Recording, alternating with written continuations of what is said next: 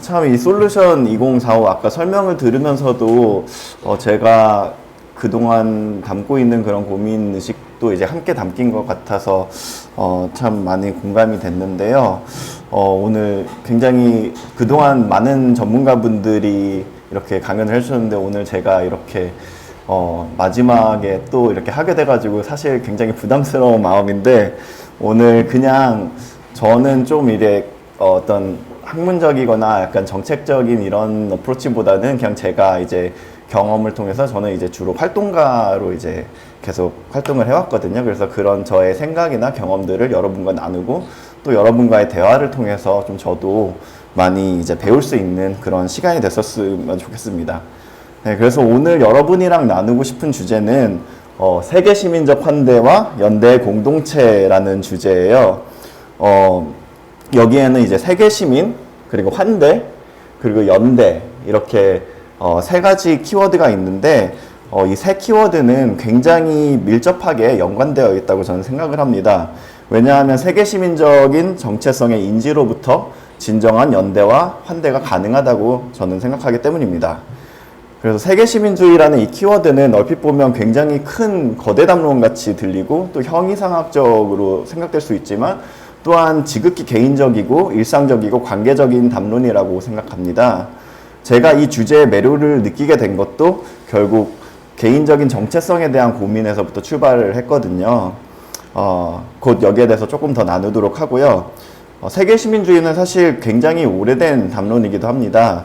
세계 시민주의를 뜻하는 코스모폴리타니즘, 이 코스모폴리타니즘은 기원전 4세기 그리스의 견유학자 철학자 디오게네스로부터 시작되는 것만큼 이 신념 혹은 이 사상은 시대를 초월해서 인류의 존재론적이고 본질적인 고민을 담고 있다고 생각을 합니다. 오늘날 맞닥뜨리는 여러 문제들을 풀어가는 데 있어 세계 시민주의는 매우 튼튼한 기초를 제공해 준다고 저는 믿고 있고, 그래서 저는 이것이 세계가 밀접하게 연결된 세상을 살아가는 오늘날 우리의 시대정신이라고 생각합니다. 그래서 아까 살짝 소개를 하셨지만 제가 조금 더 지금 하고 있는 일에 대해서 소개를 드리자면 저는 크게 두 가지로 지금 활동을 하고 있는데요. 첫 번째로는 약 한 5년 반 정도 전에 제가 이제 미국에서 애틀란타 그 인근에서 이제 아내랑 같이 리제너레이션 무브먼트라는 비영리 단체를 설립해서 운영을 하고 있습니다. 그래서 이 단체 통해서는 주로 난민과 이민자라는 그런 디아스포라적인 정체성을 품고 살아가는 미국에서 살아가는 그런 청소년들을 대상으로 대학 입시 교육과 더불어서 세계 시민 교육 그리고 평화 교육을 지금 진행하고 있습니다. 둘째는 조금 더 우연한 계기로 시작하게 됐는데 코로나 이후에 비영리 단체 활동도 이제 온라인으로 많이 전환하게 되면서 한국을 조금 더 자주 나오게 됐거든요.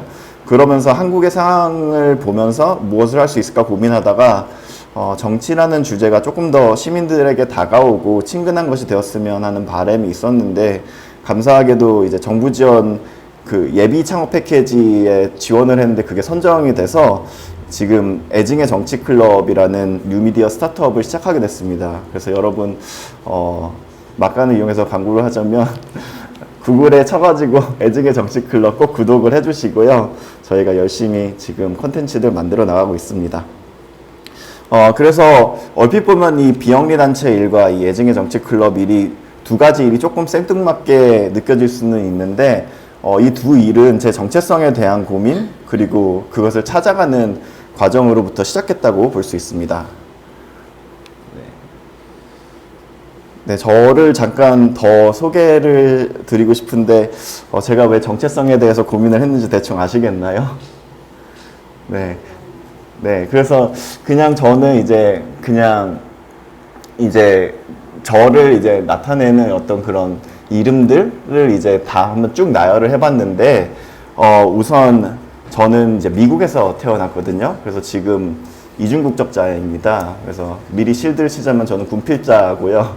네, 군대에 다녀왔습니다.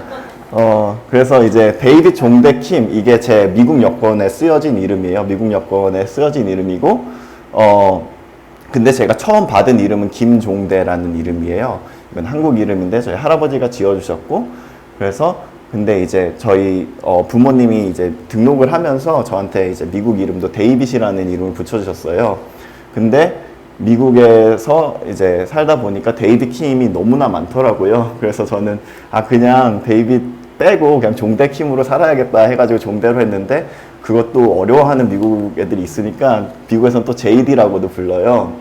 그리고 이제 여기는 이제 총대 킴이라고 조금 스펠링이 다르잖아요. 이거는 제 한국 여권에 있는 그 영문 철자예요.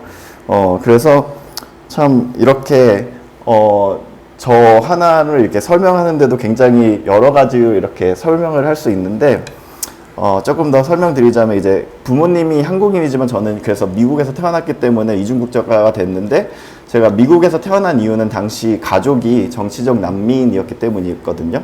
그래서 저희 가족은 미국에서 망명하고 있는 상황이었지만 할아버지께서 이제 신변의 위협을 무릅쓰고 다시 한국으로 돌아오시는 결정을 하셨어요. 그래서 한국으로 돌아오시면서 자연스럽게 저희 부모님도 따라서 이제 한국으로 다시 오게 됐고, 그래서 저는 주로 이제 한국에서 유년기를 보냈어요.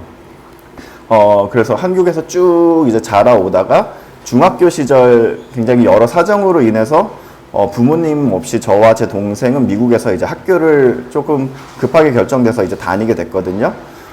그래서 한 중학교 때부터는 미국에서 이제 교육을 받으면서 왔다 갔다 하면서 대학도 미국에서 나오고 자연스럽게 이제 미국에서 정착하면서 살아가는 생활을 하게 됐어요. 그래서 따지면 얼추 제 인생의 반씩 이제 미국과 한국에서 산 것 같아요. 그래서 이런 삶을 살아가다 보니까 자연스럽게 정체성에 대한 고민을 하게 됐는데요. 이게 왜냐하면 이제 국가적이나 문화적으로나 어느 한 가지로 규정할 수 없는 그런 애매함이 있었는데, 그래서 되게 많이 혼란스럽기도 했거든요. 근데 세계 시민주의를 만나고 나서 곧 이게 제가 가진 장점이 될 수도 있구나, 이거를 깨닫게 됐어요. 그리고 더욱 근본적으로는 저는 개신교 신앙인인데요.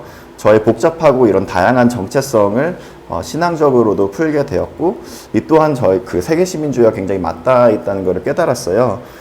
개신교 신앙은 이 땅에서의 시민권에 앞서서 우선 하늘의 시민권을 얘기를 합니다. 그리고 어디에 있든지 상관없이 그 있는 그 자리에서 평화를 만들어가는 것을 얘기하거든요. 그래서 저는 미국에 있든지 한국에 있든지 지금 내가 서 있는 곳에서 내가 할 수 있는 만큼의 평화적 공존과 환대의 공동체를 만드는 것을 제 삶의 방향으로 삼았습니다. 미국에서는 클락스턴이라는 곳이 제가 활동하는 그런 비영리 활동을 하는 곳인데요. 굉장히 재밌는 곳이에요. 이따 나중에 더 설명을 드리지만, 클락스턴이라는 곳을 알게 되면서 그 안에서 제 정체성을 풀어감과 동시에 그 공동체의 필요가 보여서 비영리 단체를 이제 시작을 하게 됐고, 한국에서도 사회가 정치적 갈등을 잘 풀지 못하고 공론장이 망가지는 모습을 보면서 이제 애증의 정치 클럽이라는 뉴 미디어 스타트업을 시작하게 됐습니다. 이러한 활동들을 저는 제가 세계 시민주의라는 그런 큰 틀 안에서 깨달은 바를 나름 실천하는 노력으로 저는 그렇게 해석하면서 살아가고 있습니다. 제가 개인적인 얘기를 좀 너무 많이 한 것 같은데, 이처럼 저라는 한 개인 안에도 한 가지로 환원할 수 없는 굉장히 다양성이 존재합니다. 저는 미국과 한국을 오갔기 때문에 이런 다양한 경험을 할 수 있었다고 표면적으로 이야기를 하실 수도 있겠지만, 근본적으로 사실 여기에서 낳고 여기에서 자라신 분들도 저와 다르지 않다고 생각합니다. 왜냐하면 정말 하나의 개인은 하나의 우주라고도 말하잖아요. 그래서 한 존재 안에는 정말 다양하고 그리고 풍성한 그런 복합성과 개별성을 띠고 있습니다. 그래서 세계시민주의가 시작하는 지점은 바로 여기입니다. 한 개인. 그래서 세계시민주의는 개인에서부터 시작을 하고 그 다양성을 있는 그대로 받아들이는 곳, 거기서부터 출발을 합니다.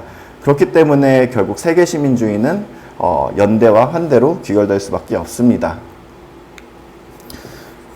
앞서 잠깐 말씀드렸듯이 저는 세계시민주의가 현재 우리의 시대 정신이라고 생각합니다. 우리가 코로나를 겪으면서도 굉장히 이 사실이 상기됐는데 그 어느 때보다도 우리는 연결된 그런 세상을 살아가고 있다는 것입니다. 너무나 사소한 정말 일상에서부터 삶의 방향을 정말 전반할 수 있는 큰 일까지 저희는 이 연결성, 이 상호 연결성으로부터 자유롭지 못합니다. 잠깐 예를 들어보자면 오늘 다들 식사하셨나요? 저녁 식사하셨나요? 안 하신 분도 있지만 네, 이따가 넣기도 하고 네, 점심도 이제 그래도 점심은 드셨죠? 네. 근데 우리가 먹는 점심 밥상이 모두 다 국산이라고 확신하시는 분 있으신가요? 네. 그쵸. 그리고 오늘 커피 마신 분 계시나요? 네. 커피는 한국에서 나지 않습니다. 이런 것처럼 정말 우리의 일상을 조금만 자세히 들여다보더라도 우리는 진짜 정말 세계와 정말 연결된 삶을 살아가고 있구나 이거를 느낄 수 있고 뭐 넷플릭스를 통해서 뭐 미드나 여러 나라의 뭐 드라마를 보는 것도 그렇죠. 그렇지만 이런 일상적이고 사소한 것도 있지만 정말 우크라이나 전쟁으로 인해서 사실 뭐 경제나 식량이나 에너지 이런 것들이 정말 영향을 미치고 그것이 결국엔 또 내 일상과 연결이 되죠. 그리고 미국에서 금리를 올린다고 하면 저희도 어쩔 수 없이 올려야 돼요. 우리나라에서도. 그렇기 때문에 정말 저희의 또 물가에도 직접적인 영향이 되게 되고 지금 무역 적자가 굉장히 심각하다고 하는데 그런 것들을 통해서 저희도 이제 일자리나 아니면 그런 것들이 많이 타격을 입죠. 그러면서 이제 요즘에는 이제 그 점점 더 이제 미국과 중국과의 대립 등 그리고 그 러시아와 우크라이나 전쟁으로 인해서 탈세계화로 이제 흘러간다고도 많이 하는데 그런 흐름에서도 저희는 정말 영향을 받을 수밖에 없습니다. 이렇게 연결된 세상을 살아가고 있기 때문에 우리는 위기 또한 공유하고 있습니다. 기후위기 말할 것도 없고 정말 핵 개발과 같이 우리가 지금 현재 맞닥뜨리고 있는 문제들은 이 세계가 반드시 함께 머리를 맞대어야 하는 문제들입니다. 이제는 세계가 연대하지 않으면 인류의 존속을 보장할 수 없는 지경까지 왔습니다. 또한 우리가 속한 사회도 갈수록 다원화되어 가고 있습니다. 국제이주기구의 표현을 빌리자면 이 시대는 전 세계 7분의 1이 이주자인 이주의 시대를 살아가고 있습니다. 우리는 현재의 국가 간 그리고 경계 간의 이동이 잦은 그런 시대를 살아가고 있으며 우리 주변에 이주 배경을 가진 이들과 함께 공동체를 이미 만들어서 살아가고 있죠. 이러한 흐름 속 결국 인류는 지금 크게 보자면 이 두 양 갈림길에 서 있다고 생각을 합니다. 이 첫 번째 갈림길이 나랑 다른 이들을 구분짓고 담을 쌓고 그리고 각자 도생의 길로 가는 길이고 둘째 길이 나와 다른 이들과 평화롭게 공존하고 적극적으로 삶을 공유하면서 환대하며 살아가는 그런 길입니다. 첫 번째 경우는 국제정치를 보더라도 많이 발견되는 징후기도 하죠. 예를 들어서 미국의 트럼프 전 대통령 같은 경우에는 어떤 인종주의라는 것을 건드려서 그걸 통해서 이제 정치적 기반을 마련하기도 하고 그래서 백인 우월주의나 반이민 반난민주의 그런 정서들을 자극해서 정치 기반을 마련했었죠. 그리고 영국은 EU에서 탈퇴한 것도 벌써 몇 년이 된 이야기고 중국의 공산당 또한 굉장히 국수주의적으로 가고 있죠. 이 첫 번째 갈림길이 사실 조금 더 본능적이고 직관적으로 보일 수도 있습니다. 왜냐하면 이따가도 조금 더 나누겠지만 우리는 본능적으로 네 편과 내 편을 가르는 동물이고 사실 그게 편하기 때문입니다.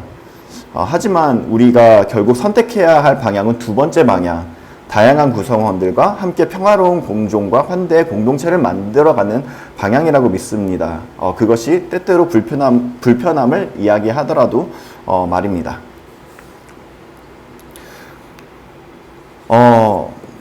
굉장히 여러 가지 이야기를 먼저 나눴는데 세계 시민이라고 딱 하면 혹시 떠오르는 정의 같은 게 있으신가요? 세계 시민이라 하면 누가 세계 시민일까요? 어떤 사람을 세계 시민이라고 할까요?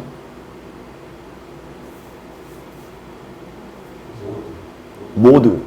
네, 좋습니다. 모두. 되게 좋은 키워드인 것 같아요. 모두라는 것이. 네. 아까 저한테 세계 시민은 개발도상국, 후진국 아닌 후진국에 있는 세계 시민. 사람들이 세계 시민인 것 같아요. 네, 네, 네. 그런 지적도 학자들이 이제 했던 것 같아요. 네, 세계 시민에 대한 오해라고도 볼 수 있고 어떻게 보면. 네. 또 있으신가요, 혹시? 전 세계에서 네. 요구되는 어떤 주법이나 룰이나 이제 그런 것들을 이제 잘 이해하고 그런 규범을 어디에 가든 잘 맞춰서 지키려고 하는 그런 마인드와 정서를 지닌 불특정 다수 있지 네. 않을까 싶습니다. 네, 네. 좋습니다. 네. 그런 보편적인 어떤 규범에 대한 믿음. 네. 네, 다 좋은 것 같아요. 그래서 각자 정의하는 바들이 다 다를 수 있을 것 같은데 정답은 없습니다, 여기. 여기에 정답은 없기 때문에 정말 저희가 계속해서 세계시민으로 살아간다는 것은 무엇일지 스스로 계속 고민하면서 거기에 대해서 답하면서 이제 나아가면 좋겠는데요. 그래도 이제 여러 가지 설명이 이제 이 세계시민주의란 무엇인지 잘 설명을 해주는 설명들이 있거든요. 그거를 한번 보겠습니다. 네. 말이 조금 많긴 한데 이거는 이제 텍사스 브라이튼 신학대학원의 종교철학자 강남순 교수님의 정의입니다. 이분이 이제 코스모폴리타니즘에 대해서 많이 연구를 하셨는데 이분이 내리는 이 정의는 기본적인 정의는 코스모폴리타니즘 즉 세계시민주의는 모든 인간은 평등하다는 존재론적인 평등성에 근거해서 우리의 구체적인 일상 속으로 이러한 평등의식을 확산하려는 가치관, 세계관, 그리고 이론과 실천에 관한 것이다. 네, 그래서 정말 모든 인간은 평등하다는 것이 정말 온 인류를 아우르기 때문에 굉장히 브로드한 것이겠지만 그것이 거기에 머무르는 것이 아니라 구체적인 일상 속으로 들어가는 것, 그리고 그 이론일 뿐만 아니라 사실 실천에 관한 것이다. 네, 이것이 굉장히 좋은 정의인 것 같고, 또 지구 위에 거하는 모든 인간이 같은 집단에 속해서가 아니라 이 지구 위에 거하는 인간이라는 사실 하나만으로 권리, 환대, 정의가 적용되고 보장되어야 한다는 사상. 그러니까 우리는 여러 집단에 속해 있잖아요. 예를 들어서 여기 계신 분들은 한국인이라는 집단에 속해 계셨고, 서울, 경기도 사시는 분들도 계시겠지만 그런 어떤 서울 시민 아니면 경기도 주민 이런 어떤 집단적인 소속이 있을 수도 있겠고 종교적인 어떤 그런 소속이 있을 수도 있잖아요. 근데 그런 거를 떠나서 일단은 지구에 거하는 인간이라는 사실 하나, 이것이 가장 기초적인 아까 말씀하신 모두라는 그런 키워드처럼 인간이라는 사실 하나만으로 권리와 환대와 정의가 적용되고 보장되어야 한다는 사상이라고 이렇게 강남순 교수님은 정의를 하고 계신데 또 말씀하시는 게 있는데 강남순 교수님은 세계시민주의를 이제 타자에 대한 책임감이라고도 말씀하시거든요. 왜냐하면 위와 같은 이런 인식은 단지 인식적인 수준에서 머무는 것이 아니라 이런 인식을 가진다면 그것은 반드시 행동적인 곳으로 뻗어나갈 수밖에 없기 때문입니다. 그래서 practice와 theory 이것이 정말 결합이 된 것이 어떻게 보면 세계시민주의라고 생각을 할 수 있는데요. 네, 이거는 강남순 교수님의 정의였고 저는 이제 학생들과 공부를 하면서 이런 식으로 정리를 한번 해봤습니다. 네, 이거는 제가 고안한 모델인데 나름 핵심을 담고 있다고 생각을 나름 합니다. 네, 이거는 그래서 이제 세계시민 이 사람 이름은 하이디예요. 그러니까 약자들 써가지고 이제 하이디로 이렇게 한번 정리를 해봤는데 저는 개인적으로 이 5가지 측면들이 세계시민이란 무엇인지 잘 설명을 한다고 생각을 하는데 첫 번째가 이제 인지적인 휴먼 레이스, 보편적인 인류 정체성으로부터 시작하는 것. 아까 말했던 것처럼 우리는 인류라는 것 정말 그 구분을 사실 우리가 지우는 게 아니라 구분을 인지하면서 하지만 그것을 초월해가지고 가장 먼저 사람과 사람을 맞닥뜨릴 때 그 사람을 동료 인류로 보는 시선. 여기서부터 이 정체성으로부터 시작을 하고 A는 act, 행동하는 시민. 그래서 나름 이렇게 막 연결하려고 학생들한테 좀 쉽게 다가가려고 이렇게 연결을 한번 지어봤거든요. 그래서 발로 이제 뛰는 사람. 그래서 act, 행동하는 시민. 그래서 나에게 의미 있는 방향으로 이제 행동하는 시민이고 또 interconnected, 상호 의존성. 그래서 정말 우리가 정말 연결되어 있고, 나의 행동은 지구 반대편에 있는 동료 시민에게도 영향을 미칠 수 있다는 그런 그런 인지를 하는 것. 그래서 이 상호 의존성을 인지하는 것. 그것이 세 번째라고 볼 수 있고, diversity. 그러니까 다양성에 대한 존중, 그리고 다양성에 대한 포용. 왜냐하면 정말 모든 개인은 특별하고 개별적인 존재라는 인지를 가지고 있기 때문에 다양성에 대한 존중과 포용으로 나아갈 수밖에 없고요. 그리고 마지막으로 I는 injustice, 불의에 대한 도전. 불의가 보인다면 그것에 대해서 가만히 있지 않고 이제 행동하는 것. 그래서 어떻게 보면 이 두 가지가 같이 갈 수 있다고도 생각을 하는데요. 그래서 이 세 가지가 어떻게 보면 인지적인 그런 부분, 하지만 이제 행동 실천적으로는 이 두 가지가 있을 수 있습니다. 그래서 이게 조금 함축적이지는 하지만 타자와의 연대와 환대의 근간이 될 수 있다고 생각을 합니다. 조금 더 연대와 환대의 측면에 대해서 이야기를 이어나가고 싶은데요. Where are you from? 네, 이 질문 감이 오시나요? 어떤 이야기를 할지. 네, 제가 미국에서 살면서 이 질문 굉장히 많이 받는 질문이거든요. 근데 사실 생각해보면 어디서 왔니? 어디 출신이에요? 약간 이것 우리가 이제 한국에서도 인사할 때 자주 하는 거잖아요. 근데 이 인사는 사실 어떻게 보면 환대의 차원에서, 환대의 단계에서 많이 받는 질문이거든요. 사람과 사람이 만날 때 그 사람이 어디서 왔는지 궁금하고, 그건 당연한 거죠. 그리고 미국은 워낙 다양한 사람들이 모인 곳이기 때문에 미국에서 제가 굉장히 이 질문을 많이 받았습니다. Where are you from? 그래서 표면적으로는 이게 굉장히 환대의 표시예요. 환대의 인사예요. 그리고 환대를 한다고 이런 질문을 해요. 근데 우리가 조금 더 생각을 한번 해보자면 여기에 무의식적인 그런 편견과 인식이 반영이 될 때도 굉장히 많았거든요. 예를 들어서 제가 한번 겪었던 일은, 누가 이제 Where are you from? 그래가지고 I'm from Atlanta. 그래서 어디서 왔니? 해가지고 저는 아틀란타에서 왔습니다. 이렇게 했어요. 그랬더니 그 사람이 No, where are you really from? 어디서 왔어? 진짜, 아니 그거 말고 아틀란타에서 지금 사는 건 알겠는데 너 원래 어디서 왔어? 그래서 저는 그냥 애틀란타 이렇게 얘기를 했거든요.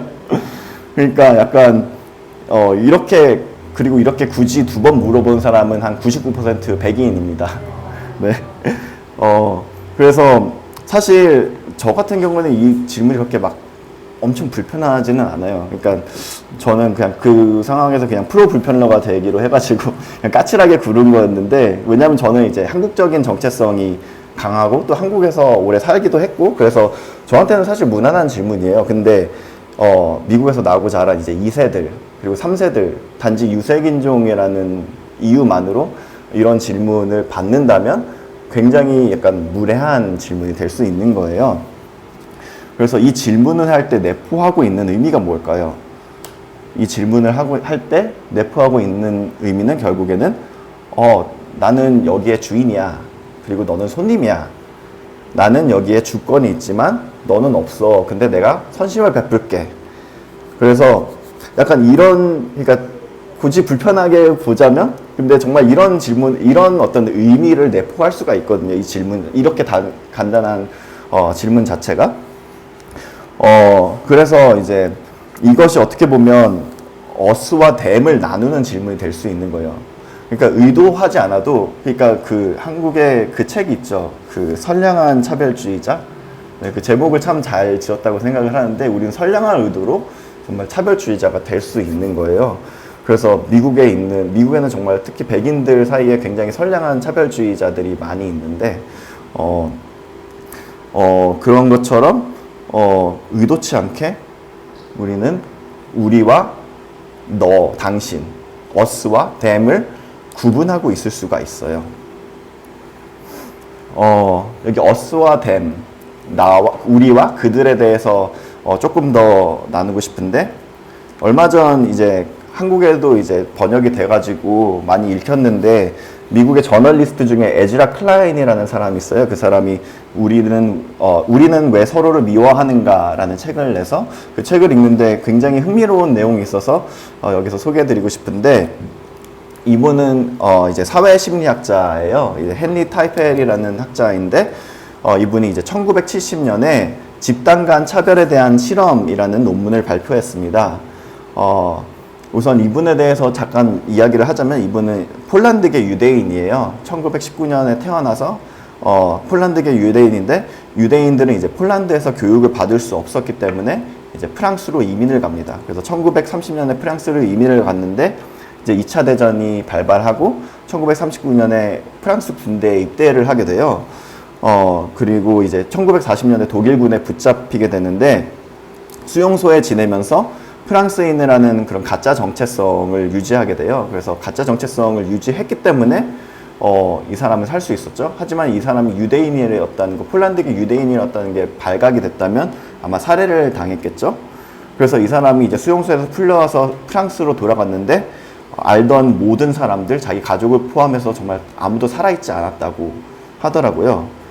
그 이유는 단순히 그들이 유대인이었기 때문에. 근데 너무 이상하잖아요. 왜냐하면 본인도 유대인이긴 한데 어쨌든 본인은 정체성을 숨겼고, 그 정체성 그 딱지, 레이블이 다르다는 이유만으로 본인은 살 수 있었고, 가족들이나 아는 사람들은 죽임을 당했다는 게, 도대체 우리를 구분짓는 게 뭔가, 우리를 이렇게 가르게 하는 게 뭔가에 대해서 정말 이 사람이 여기에 이 질문에 매달릴 수밖에 없었던 그런 배경이라고 하더라고요. 그래서 이 사람은 이제 어스와 댐에 대해서 이제 한 가지 실험을 하는데, 그러니까 실험의 계기도 그렇다고 하더라고요. 이제 슬로베니아인 친구가 이제 슬로베니아 안에 있는 보스니아 이민자에 대해서 굉장히 차별과 편견이 섞인 설명을 하는 걸 들었대요. 그래서 그 설명을 이 사람이 옥스포드에서 이제 학생들한테 똑같이 물어봤대요. 그래서 이런 사람이 있다. 이 사람이 누구라고 생각하냐 했더니 학생들이 이제 영국 안에 있는 그런 이제 파키스탄이나 인도계 노동자 이렇게 한다는 거예요. 그래서 분명히 사람은 다른데 설명은 똑같구나. 어느 사회를 가도 똑같구나. 그래서 예를 들어서 우리 사회에 있는 뭐 이주 노동자들에 대한 편견의 언어를 사실 미국에 갖다 놓으면 그게 멕시칸이나 약간 이런 식으로 적용이 될 수 있는 거예요. 그래서 참 이상하다 이렇게 생각을 하게 돼서 실험을 하게 돼요.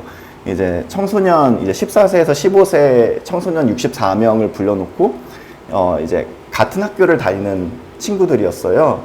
이 친구들한테 이게 점이 막 찍힌 종이를 보여줘요. 보여주면서 점이 몇 개가 있는 것 같냐 이렇게 물어봐요. 그러면 뭐 대답을 하겠죠. 그래서 적는 척을 해요. 근데 사실 이거는 아무 상관이 없어요. 실험이랑. 그냥 이 학생들을 그냥 무작위로 이제 갈라놨어요. 무작위로 이렇게 갈라가지고 이제 두 그룹으로 나눴는데, 어쨌든 이제 이 두 그룹한테 돈을 주고 이거를 그냥 맘대로 나눠라 했더니 놀랍게도 이제 정말 그냥 아무런 그런 정말 자기적인 기준에 있어 나뉘음에도 불구하고 본인이 속한 그룹한테 훨씬 더 많이 줬다는 거예요. 그러니까 이미 알고 있는 친구들인데도 불구하고 그 상황 속에서 단지 그룹을 나눴다는 이유만으로 자기 그룹한테 돈을 조금 더 나눈 거예요. 그래서 참 신기하다 해가지고 실험을 한 번 더 진행을 해요. 이번에는 조금 더 큰 그룹에 진행을 했는데, 이제 그림을 보여줘요. 여러 화가 그림을 보여주고 뭐가 더 좋냐 막 이런 식으로 해가지고 약간 예술적인 취향에 따라서 이제 그룹을 나눈다는 인상을 주지만, 이 또한 그냥 무작위로 그냥 막 나눠요. 그냥 무작위로 나눴는데, 그 다음에 이제 여기서 조금 더 이제 지난번 실험에서는 그냥 돈을 주고 이제 나눠라 했지만, 여기에서는 이제 두 가지 선택지가 있어요. 첫 번째가 이제 모두가 받을 수 있는 총액이 늘어나는 방향이 있고, 총액이 줄어들더라도 다른 집단보다 많이 받는 거. 예를 들어서 이제 10만 원이 있다면 10만 원이 10명한테 나눠지는 것보다 5만 원이 10명한테 나눠지면서 네 그룹이 더 많이 받는 것. 이거를 학생들이 선택했다는 거예요. 그래서 너무 이상하잖아요. 그러니까 공평하게 10만 원을 받아주고 만 원씩 나누면 이렇게 공평하게 더 얻을 수 있는데, 내가 5천 원을 받더라도 내가 더 많이 받는 게 더 중요해진 거예요. 그래서 이렇게 집단을 두 그룹으로 나눠버리니까 그 이익은 별로 이익도 물론 중요했겠지만 이익보다 승리라는 목표가 훨씬 더 중요한 것이 돼버렸다. 이런 결론을 이제 나타냈거든요. 그래서 타이펠은 이렇게 정리를 합니다. 우리가 구축하는 주관적 사회 질서의 가장 중요한 원칙은 집단을 우리 그리고 그들로 분류하는 것이다. 이렇게 그래서 우리는 일단 그들이라는 게 결정되면 대의가 결정을 되면 우리는 그들로 분류한 사람들을 무시하고 차별하는 것에 익숙하며 그럴 이유나 사실 여기에서 아무런 이익이 없을 때도 그렇게 할 것이다 라고 이야기를 해요. 이는 시사하는 바가 굉장히 큰 것 같아요. 차별이라는 것은 그렇기에 결국 소모적일 수밖에 없습니다. 이민자를 받아들이는 일은 굉장히 이민자가 들어온다? 이러면 우리 세금을 가져가는 거 아니야? 약간 이런 편견들이 굉장히 많이 있잖아요. 하지만 실상 진짜 연구 자료들을 보면 실용적으로 이민자가 들어오는 것이 전체 공동체의 경제적으로 그리고 세금적으로 이득을 가져다 주거든요. 그런 결과들이 있음에도 불구하고 그리고 실제 캐나다나 아니면 독일이 난민을 많이 받아들이는 것들 중에는 이제 이런 실용적인 사실 어떤 목적도 있다 이렇게 보는 학자들이 있거든요. 그래서 정말 이런 국가들은 그러한 근거로 이제 이민 정책 결정을 내리기도 하는데 순전히 실용적인 측면에 있어. 근데 이민자는 벌써 이제 우리 사회에서도 그들로 많이 구분이 되잖아요.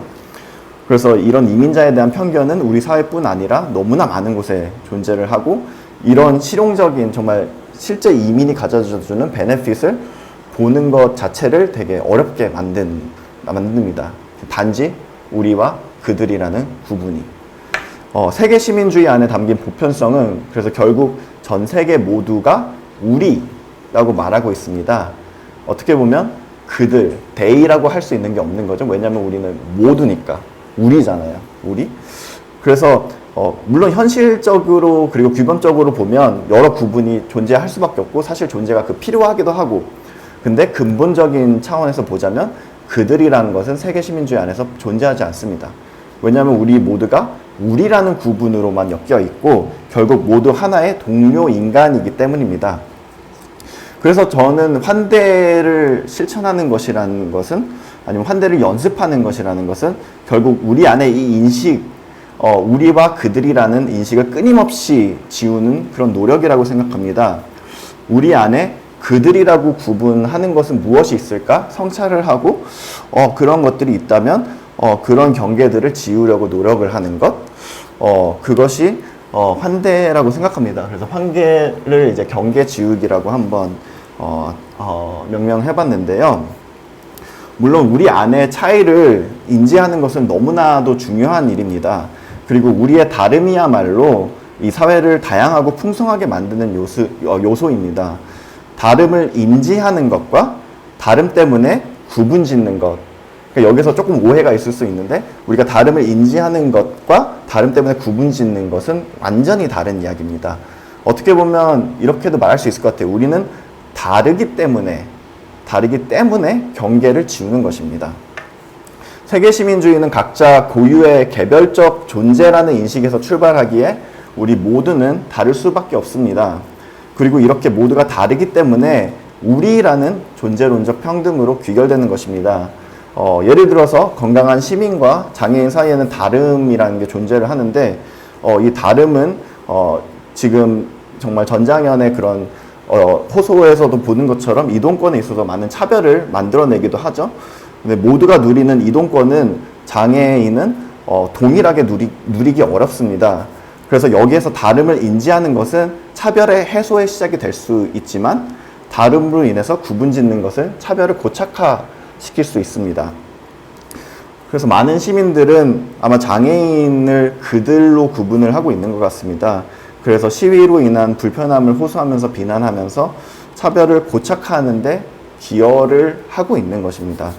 하지만 여기 사진에도 이제 박경석 대표님의 뒤에 팻말이 그동안 오늘 나눈 이야기를 그냥 보여주는 것 같은데 여기 그렇게 써져 있죠. 시민 여러분, 장애인도 시민으로 살게 해주십시오.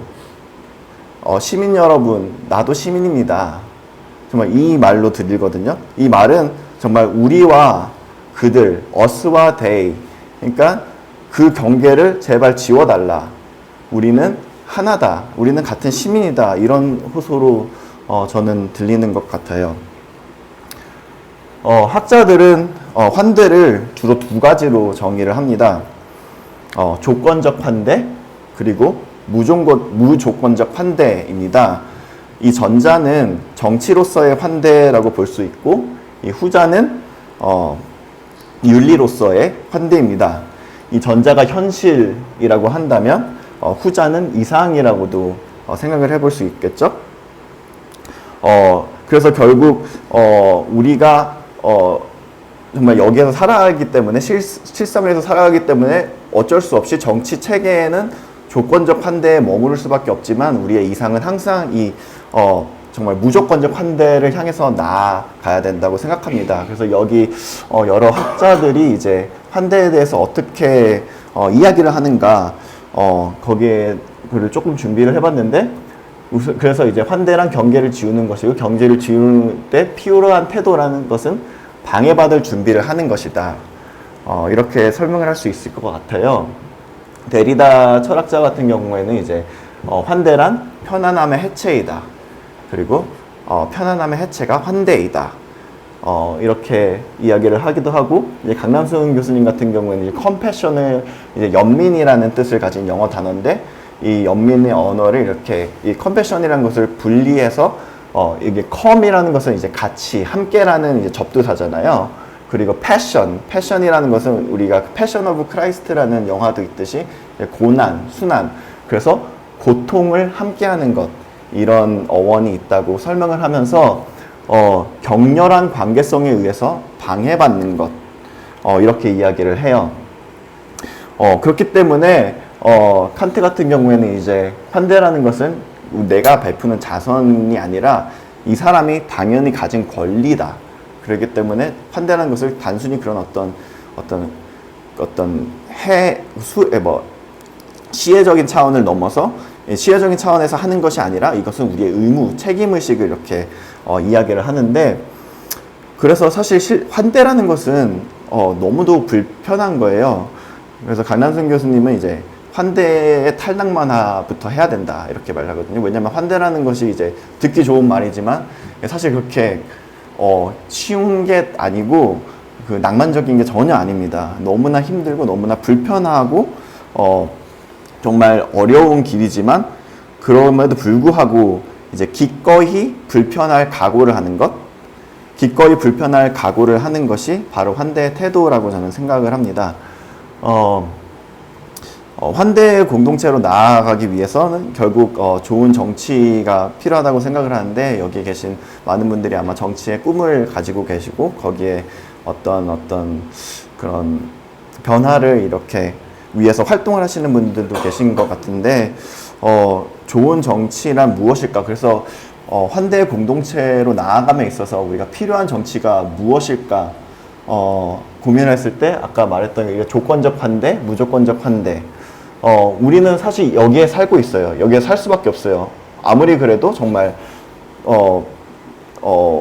이민법이 사라질 수가 없잖아요. 그러니까 정말 우리는 우리 사회 안에는 규율이 있고 법규가 있고 여기에 따라서 어쩔 수 없이 조건적인 환대가 불가피한 속에서 살고 있지만, 항상 우리의 시선은 여기에 가 있고 우리의 마음과 이것을 실현하는 것으로 이제 가 있는 것, 그것을 이 줄 사이에서 정말 줄타기를 하면서 이 긴장을 조율하는 것이 어떻게 보면 우리가 환대의 공동체로 나아가는 데 있어서 정말 좋은 정치가 아닐까, 저는 그렇게 생각을 합니다.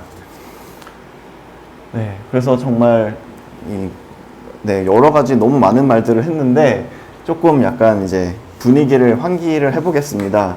그래서 실제 이제 오늘 주제가 세계시민적 연대, 환대 공동체인 것처럼 실제 세계시민적 연대는 어떻게 이루어지고 그리고 이루어질 수 있는지 여러 가지 예시들을 통해서 이제 조금 더 캐주얼하게 여러분들과 나눠보고 싶습니다. 작년 노벨평화상 혹시 여기 작년 노벨평화상 누가 받았는지 아시나요? 기억나시나요? 네, 설명드리겠습니다. 네, 일단 노벨 평화상은 이제 이런 일을 했다는 사람한테 이제 주는 상이잖아요. 작년 노벨 평화상을 보면서 정말 특별하다, 특이하다, 재미있다 이런 생각을 하게 된 게 노벨 평화상이 이 세 사람한테 아니면 세 단체한테 이제 돌아가게 됐어요. 그래서 예, 그런 경우가 많잖아요. 가끔씩 이렇게 노벨상을 이렇게 공동 수상을 하기도 하는데 작년 노벨 평화상은 이 세 사람이 이제 공동 수상을 하게 됐어요. 첫 번째 사람이 이제 알레스 비알야스키라는 활동가예요. 이분은 벨라루스의 민주화 운동을 위해서 열심히 활동을 한 사람이고, 그리고 두 번째는 메모리알이라는 러시아 시민단체예요. 그리고 세 번째가 이제 시민자유센터라는 우크라이나 단체예요. 근데 작년에 러시아 우크라이나 전쟁에 발발하고 나서 참 너무 특이한 결정이라고도 볼 수 있잖아요. 어떻게 전쟁 당사자국인데 어떻게 전쟁 당사자들끼리 어떻게 함께 노벨 평화상을 받게 할 수가 있지? 그런 의문이 들 수 있잖아요. 그리고 노벨 평화상이라는 것 자체가 항상 그 논란이 많이 생기기 마련인 것 같아요. 어쨌든 이제 노벨위원회는 이런 결정을 통해서 분명히 메시지가 있는 건데, 그래서 참 특이한 노벨상이다 이렇게 생각이 됐는데, 그래서 노벨 평화상을 받은 각 나라에서도 정말 시니컬한 반응이었어요. 보통 이제 노벨상을 그 국가 시민이 받는다 이러면 그거는 굉장히 국가에 있어서도 되게 영광스러운 일이잖아요. 근데 이 세 국가 다 되게 떨떠름했어요. 이제 일단 우크라이나의 이제 대통령 보좌관은 트위터에 이렇게 썼어요. 어떻게 세 번째 수상자의 나라를 공격한 두 나라의 대표가 함께 수상할 수가 있냐. 노벨위원회는 평화에 대한 흥미로운 시각을 가졌구나. 이렇게 되게 시니컬하게 반응을 해요. 러시아에서도 그쵸, 이렇게 얘기를 하죠. 이번 수상 결정으로 노벨위원회는 완전히 신뢰를 잃었다. 왜냐하면 그 러시아의 단체도 이제 그 러시아의 그런 소련부터 이제 인권 범죄들을 이제 기록하는 그런 활동들을 해왔거든요. 그 이제 벨라루스에서도 이제 최근 노벨위원회의 결정에는 알프레드 노벨도 이제 놀랄 거다, 무덤에서 약간 이런 식으로 다들 뭐냐 이거 굉장히 떨떠름한 반응을 보였고, 되게 그럴 수밖에 없다고 저는 생각을 해요. 근데 참 저는 의미가 있다고 생각을 한 게, 이거는 정말 세계 시민적 가치로 보면 너무나 타당한 선택이었거든요. 네, 왜냐하면 정말 어쨌든 이 세 단체 다 독재에 맞서서 정말 인권 유린에 맞서서 싸워왔던 활동으로 묶인 사람들이기 때문에 그렇기 때문에 그 활동 범위도 어떻게 보면 국가 소속은 다른데 다 겹치는 거예요. 왜냐하면 정말 결국 같은 그런 세계 시민적인 목표를 향해서 나아갔던 그런 단체와 사람들이기 때문에, 그래서 이 노벨상이 참 의미가 있다고 생각을 하게 된 게, 이 노벨상은 국가 간의 경계를 초월한 세계 시민들에게 주어진 상이었기 때문이라고 생각을 해요. 지금 여전히 우크라이나 전쟁이 이제 발발한 지 1주년이 이제 넘었죠. 근데 이 사진은 그 우크라이나 전쟁 초반에 이제 그 찍은 사진인데, 저는 이 두 장면에서 그런 세계 시민적 연대란 무엇인가 그거를 보게 됐거든요. 여기 위에 사진에 대해서 혹시 아시는 분 계시나요? 보신 적 있으신가요? 있으시다고 하는 분도 있으신 것 같고, 근데 어떤 상황이냐면 여기에는 이제 우크라이나 주민들이에요. 여기 이 사람들은 우크라이나 주민이고, 여기는 고립된 러시아 군인이에요. 네, 이거 러시아 군인인데 이 사람이 고립이 됐어요. 근데 본인의 나라를 침공한 러시아 군인이잖아요. 그런데도 불구하고 이 고립된 러시아 군인한테 이제 빵과 차를 이제 대접해주고 있고, 이제 부모님이랑 통화할 수 있게 핸드폰을 빌려주고 있거든요. 그래서 전쟁 초반에 이 장면이 굉장히 많은 사람들을 되게 뭉클하게 한 장면인데, 그쵸. 정말 여기에는 어스와 대엠이 없잖아요. 여기에는 우크라이나인 러시아인의 그 전쟁 그 국민의 그 정체성이 없잖아요. 그냥 단지 그냥 어쩌다 보니까 이렇게 휘말린 한 청년이 있을 뿐이고 그냥 그 청년을 따뜻하게 보담아주는 그 주민들이 있을 뿐이고 그래서 참 어스와 댐의 구분은 여기서 보이지가 않아요. 또 그 구분이 보이지 않는 곳이 여기거든요. 이 사람들은 러시아 시민들이에요. 러시아가 이제 우크라이나를 침공하고 러시아 정말 많은 도시들에서는 수많은 시민들이 이제 그 시위를 하러 나왔어요. 이제 그 우크라이나 침공을 규탄하는 시위를 하러. 그래서 사실 러시아는 우리나라 같지 않게 정말 어떻게 보면 이제 권위주의적인 국가이기 때문에 이분들은 다 그 구금의 위험이 있거든요. 그래서 실제로 이제 이 바로 다음에 통계가 기억은 안 나는데 뭐 굉장히 많은 러시아 시민들이 실제로 구금이 됐다고 하더라고요. 근데 어쨌든 간에 본인 국가인데 이제 국가적인 정체성을 뛰어넘어서 본인 국가가 타 국민의 주권을 침해하는 것을 보고 그것은 우리 세계 시민, 우리 동료 시민에 대한 범죄다 하고 정말 위험한 상황임에도 불구하고 나와서 우크라이나인을 대신해서 그 러시아 정부를 규탄하는 러시아 시민들이에요. 참 이게 어떻게 보면 저는 이 장면들을 보면서 아 이것이 세계 시민적인 연대란 이것이구나. 어쨌든 간에 내 소속보다 그것을 초월해서 먼저 동료 인간이 보이는 것 그리고 그 동료 인간을 위해서 기꺼이 내가 할 수 있는 행동을 하고 내 목소리를 내는 것 그것이 세계 시민 의식이 아닐까 저는 생각이 들어요. 저는 이 말을 굉장히 마틴 루터 킹 주니어 목사님이 한 말 중에 제가 굉장히 좋아하는 구절인데 마틴 루터 킹 목사님이 이런 말씀을 하셨어요. Injustice anywhere is a threat to justice everywhere. 그러니까 어느 한 곳의 불의가 모든 곳의 정의를 위협한다. 네, 그쵸? 그러니까 우리는 정말 모두가 하나로 연결되어 있기 때문에 어느 한 곳에서 일어나는 불의는 정말 우리 모두의 정의를 위협한다.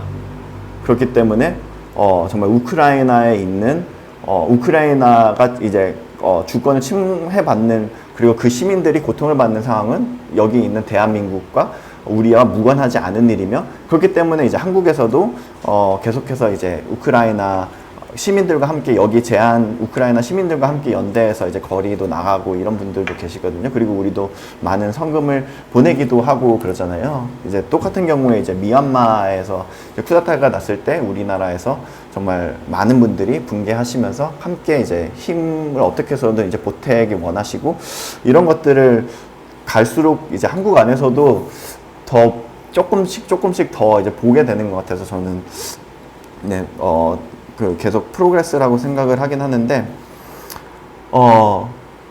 정말 이제 젤렌스키 대통령, 그래서 이제 그 마틴 루터 킹 목사가 이런 말을 했기 때문에 원래 이제 미국 안에서 흑인이 차별받는 상황, 속에서 이런 그 민권 운동을 이끌면서 나중에는 이제 베트남전에 대해서도 이제 반전의 메시지를 던지셨죠. 왜냐하면 정말 베트남에서 일어나고 있는 불의는 우리가 무관하지 않기 때문에 그래서 흑인 문제뿐만 아니라 이제 베트남 문제에서도 이제 목소리를 높이기도 하고 그랬습니다. 그래서 젤렌스키 대통령도 이제 미국 의회 연설을 몇 달 전에 했는데 실제로 이제 세계 시민들의 연대는 엄청난 힘이 있으며 실로 역사를 바꿔왔고 바꿔가고 있습니다. 저는 그렇게 믿고 있습니다. 조금 더 개인적일 수 있는 이야기일 수 있는데요. 우리나라의 역사 안에서도 그리고 제 개인사 안에서도 이런 세계 시민 정신의 보편적인 인권과 평화의 논리에 의해 연대한 수많은 이들의 영향이 녹아 있다고 생각을 해요.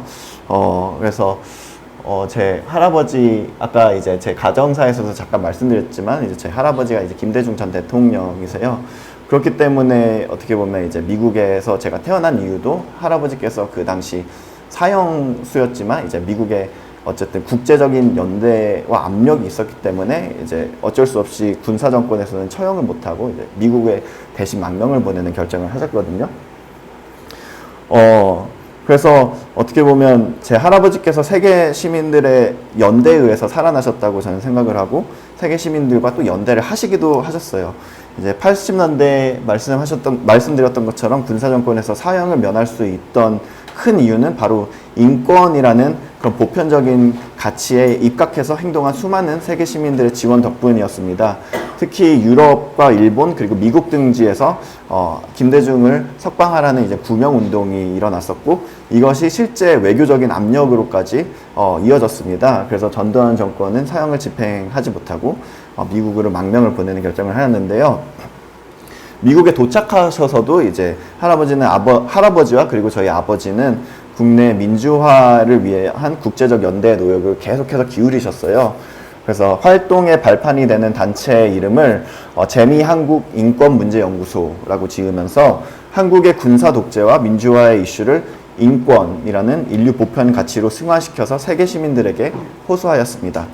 그래서 여기에서 이제 페리스 하빈 목사나 에드워드 케네디 상원의원 그리고 그런 분들 등 미국의 교육계 그리고 교계, 정계 등의 인사들이 정말 실제로 이제 큰 힘을 되었고 그 예전에 그 바이든 대통령도 이제 어떤 그 당시에 연대하는 이제 편지가 공개된 적도 있었죠. 당시 의원 시절에. 그리고 미국인뿐만 아니라 당시 필리핀도 한국과 비슷한 상황이었거든요. 그래서 필리핀의 베니그노 아키노 같은 그런 분들 이제 미국에서 망명 중이었고 그래서 그런 분들과 계속 연대를 하면서 그리고 유럽의 인사들과 편지로 교류하면서 최대한 많은 세계 시민들을 이제 한국의 인권 문제 그리고 민주화를 위한 투쟁에 동참시킬 수 있었습니다. 그리고 계속해서 미국 의회를 설득하면서 외교적인 압력을 넣었고요. 분명 대한민국의 민주화에는 이런 세계 시민들의 연대도 저는 무시할 수 없었다고 생각합니다. 민주화를 위한 이들의 역할이 컸듯이 마찬가지로 한반도 평화와 통일을 위해서 해외 한인들과 세계 시민들의 연대가 매우 중요하다고 생각을 하는데요. 저는 미국에서 코리아 피스 나우라는 풀뿌리 네트워크에 참여를 하고 있어요. 이 단체는 한반도 종전과 평화협정 체결을 위해서 미국의 시민들이 자발적으로 참여하는 운동인데요. 여기에는 재미 한인들뿐만 아니라 한반도 평화를 바라는 미국인들이 주도적으로 참여를 하고 있습니다. 주로 각 지역구 하원의원들 그리고 상원의원들과 소통하면서 한반도 평화를 위한 법안들이 통과되기 위한 노력을 하는데요. 이러한 활동들은 실제 일부 성과도 거둬들이고 있습니다. 일례로 이산가족 상봉법안이 미국에서 통과하는데 기여를 하기도 했고 버니 샌더스 상원의원의 한반도 평화협정 공개 지지를 이끌어내기도 했습니다.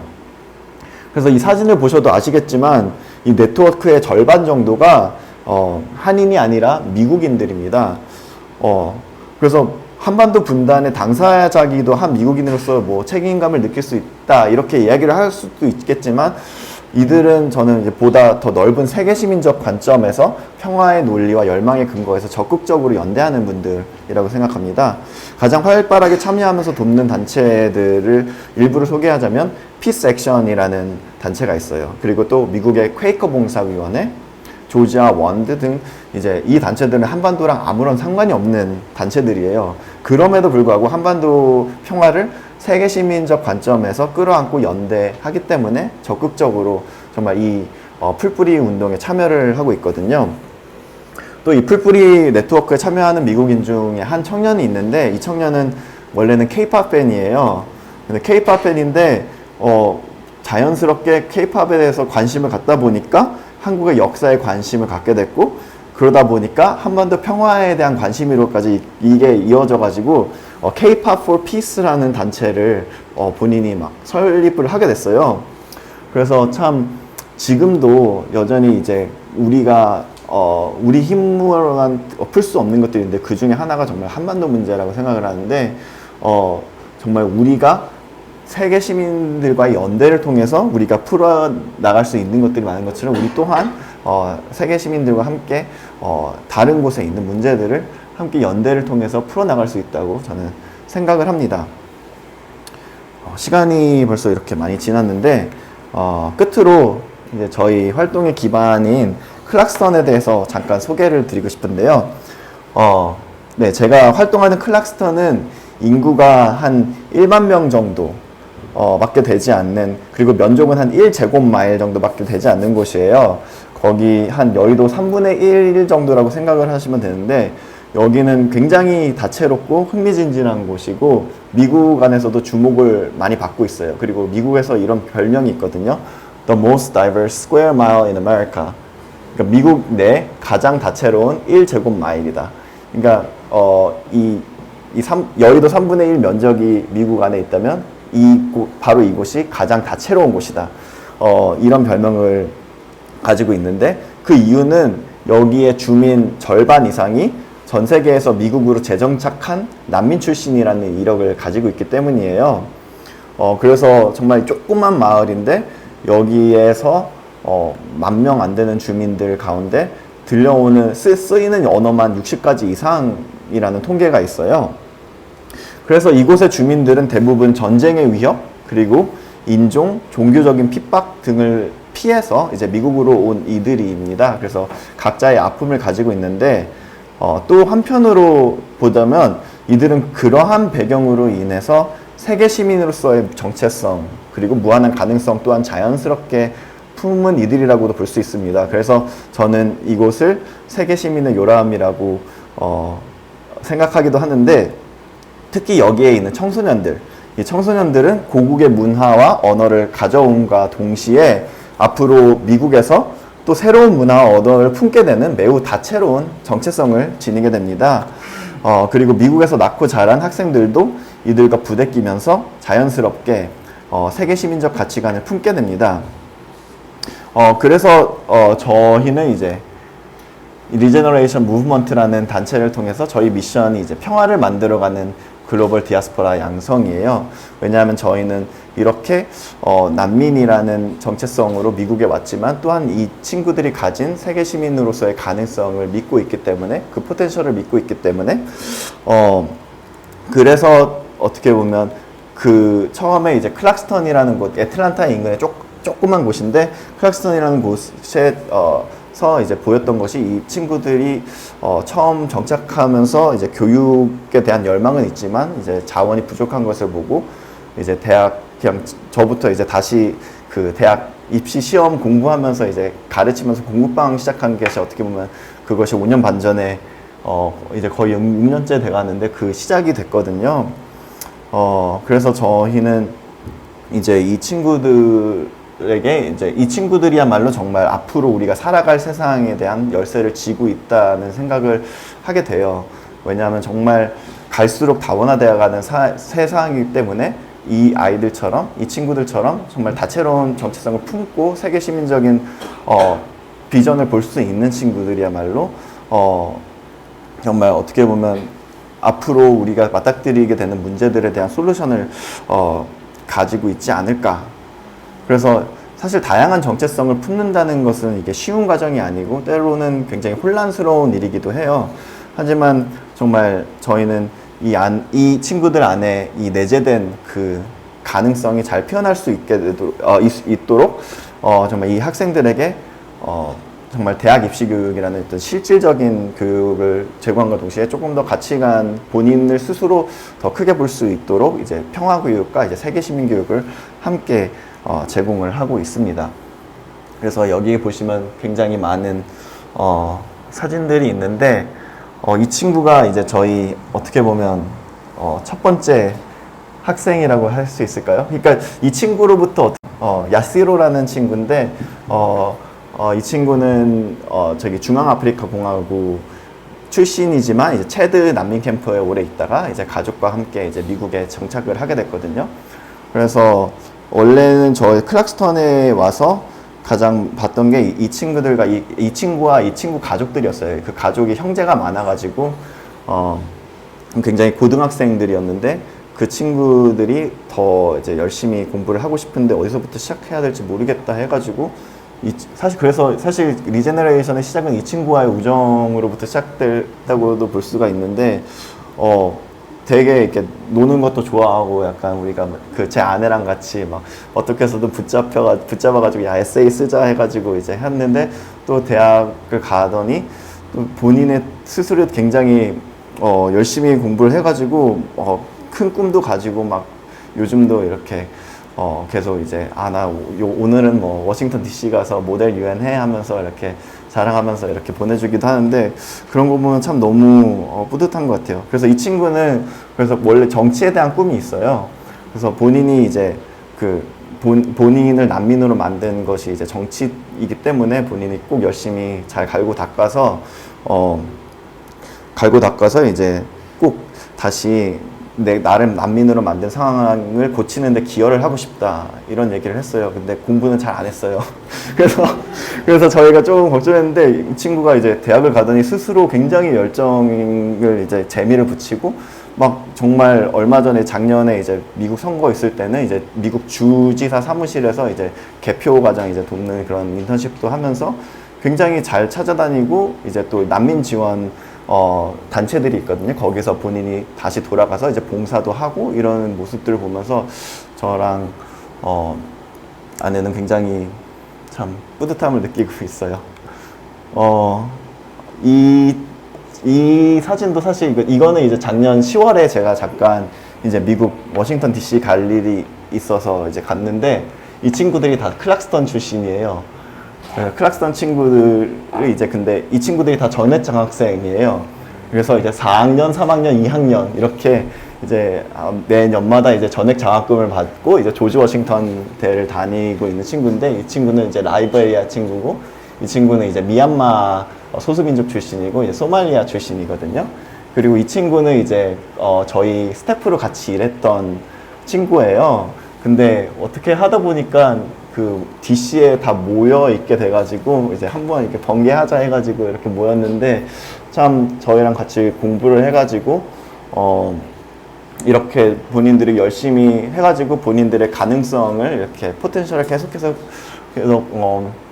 키워나가고 있고 정말 열심히 살아가는 모습을 보면 그런 것이 저희 활동에 되게 힘이 많이 되는 것 같아요. 그래서 저는 특히 정말 이 바이라는 친구한테서 너무 많이 배우고 있는데 이 친구는 이제 미얀마 소수민족 출신인데 그런 진짜 이 친구들로부터 정말 세계 시민적 가능성에 대한 희망을 계속 품게 되거든요. 그래서 이제 학교를 다니는 도중에 이제 미얀마 쿠데타가 일어났잖아요. 근데 정말 이 친구들은 아직 미얀마에 가족들이 있는 경우도 있고 그래서 실질적으로 너무나 이게 정말 연결된 일인데 그래서 이 친구도 이 상황 속에서 내가 미국에 있는 미얀마 출신으로서 뭘 할 수 있을까 고민을 해요.